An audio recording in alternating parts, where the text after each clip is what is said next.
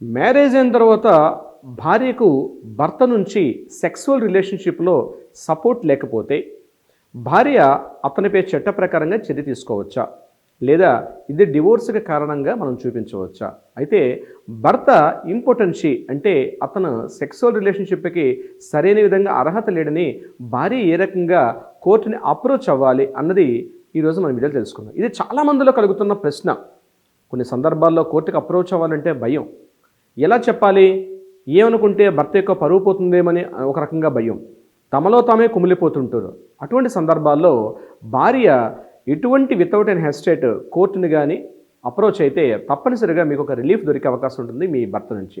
Hindu marriage act section 12(1) act ప్రకారం భర్త important కన్జ్యూమేట్ కాకపోతే, అంటే ఇంపార్టెన్సీ అంటారు, అది కాకపోతే దాన్ని కోర్టుకు అప్రోచ్ అవ్వగానే కోర్టు ఏం చేస్తుందంటే ఇమ్మీడియట్గా మెడికల్ టెస్ట్కి అని చెప్పి హస్బెండ్ని పంపిస్తుంది. సో కోర్టు అడిగింది, ఫ్యామిలీ కోర్టులో మీరు అప్రోచ్ అవుతే ఫ్యామిలీ కోర్టులో ఉన్నటువంటి జడ్జి గారు ఇమీడియట్గా మెడికల్ టెస్ట్కి సపోర్ట్ చేస్తారు. హార్మోన్ టెస్ట్ ఉంటుంది, డిస్ఫంక్షన్ టెస్ట్ ఉంటుంది, ఇలాంటి రకరకాల టెస్టులు ఉంటాయి. ఆ టెస్టులని చేయించుకుంటే మెడికల్ రిపోర్ట్స్ ఆధారంగా అతనికి ఇంపార్టెంటా కాదా అన్నది కోర్టు డిసైడ్ చేసే అవకాశం కూడా ఉంటుంది. అయితే ఇక్కడ హస్బెండ్ నేను ఆ మెడికల్ టెస్ట్ చేసుకోను అని చెప్పి రిఫ్యూజ్ చేస్తే దాని కారణంగా అతను రిఫ్యూజ్ చేసాడనే కారణంతో కోర్టు ఏదైనా మళ్ళీ డివోర్స్ ఇచ్చే ప్రయత్నం ఉంటుందా? ఇక్కడ ఒక గ్రౌండ్ రిపోర్ట్గా పనిచేస్తుంది. కానీ వైఫ్ ఇక్కడ ఒక సెల్ఫ్ అఫిడవిట్ మాత్రం ఇవ్వాల్సి వస్తుంది. తమ మధ్య మ్యారేజ్ జరిగే ఎన్నాళ్ళైంది, ఏ రకంగా తన ప్రాబ్లం ఫేస్ చేస్తుంది, అంటే ఇది కేవలం టెంపరీ ప్రాబ్లమా, పర్మనెంట్ ప్రాబ్లమా, ఏంటి ప్రాబ్లం, అంటే అతని యొక్క ఫిజికల్ ఇల్నెస్ ఏమైనా లోపల ఉందా, ఇలాంటివన్నీ కూడా మెడికల్ టెస్ట్లో జరిగే అవకాశం ఉంటుంది.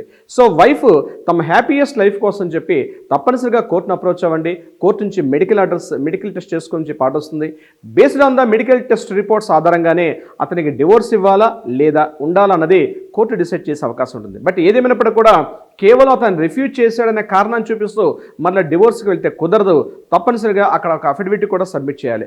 So these are the ground realities under the Hindu marriage act section 12, 13 ఇవన్నీ కూడా దీనికి సంబంధించి చెప్తుంది. సో కేవలం ఇంపార్టెంట్ అని ప్రూవ్ చేసి మాటలతో వాళ్ళగా చెప్తే సరిపోదు. దానికి కావాల్సినటువంటి మెడికల్ టెస్ట్ ఎగ్జామినేషన్స్ అన్నీ కూడా కంప్లీట్ అయితేనే కోర్టు దాన్ని పరిగణలో తీసుకుంటుంది. Under the Indian evidence act ప్రకారం ఖచ్చితంగా ఎవిడెన్స్ అనేవి సబ్మిట్ చేయాలి. సో డియర్ ఫ్రెండ్స్, ఇది ఈనాటికి సంబంధించిన వీడియో. దీని మీద ఈ వీడియోకి సంబంధించి మీకు ఏదైనా సలహా సంప్రదింపులు కావాలంటే కింద స్క్రోల్ అవుతుంటే మనని కాంటాక్ట్ చేయండి. మా లీగల్ టీం మీకు అప్రోచ్ అవ్వరు. అంతేకాకుండా మీకు ఈ వీడియోకి సంబంధించి ఏదైనా అమూల్యమైన అభిప్రాయాన్ని కింద కామెంట్ బాక్స్లో తెలియజేయండి. మీ రవీంద్రనాథ్, హైకోర్టు అడ్వకేట్, తెలంగాణ. జై హింద్.